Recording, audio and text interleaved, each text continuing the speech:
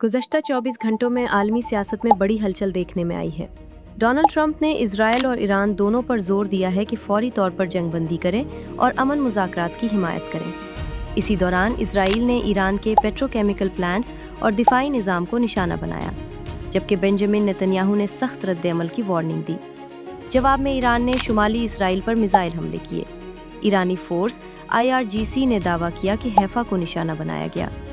दूसरी जानिब Xi Jinping कई साल बाद प्यांगयांग पहुंचे, जहां किम जोंग उन ने उनका शानदार इस्तकबाल किया। यूक्रेन में रूसी ड्रोन हमले में ज़ापोरिज़िया में बस स्टॉप को निशाना बनाया गया, जिसमें 5 अफराद हलाक और 15 जख्मी हुए। फिलीपींस में मिंदानाओ के करीब 7.8 शिद्दत का ज़लज़ला आया, जिसमें कम से कम 32 अफराद हलाक हो गए। यमन में हूसियों ने इसराइली जहाज़ों पर पाबंदी लगा दी और हमलों का दावा भी किया। पाकिस्तान में कलअदम तंजीम के हामियों और पुलिस के दरमियान झड़पों में 11 अफराद हलाक हो गए। सऊदी अरब ने बताया कि यमन से फायर किया गया मिसाइल सरहद के करीब गैर आबाद इलाके में गिरा। इराक में ईरान ने अरबील के करीब ड्रोन हमले किए, जिनमें से ज़्यादातर को फ़ज़ाई दिफा ने तबाह कर दिया। दोबारा अमेरिका में डोनाल्ड ट्रंप ने नेतन्याहू से कहा कि ईरान के खिलाफ मज़ीद कार्रवाई न करें।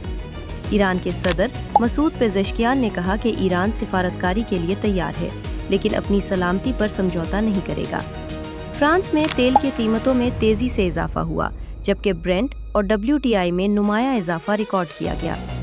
जर्मनी और फ्रांस ने मुश्तरका फाइटर जेट मंसूबा ख़त्म कर दिया। यूनाइटेड किंगडम में कियर स्टारमर ने 16 साल से कम उम्र बच्चों के लिए ख़तरनाक सोशल मीडिया प्लेटफॉर्म्स पर पाबंदी लगाने का मंसूबा पेश किया।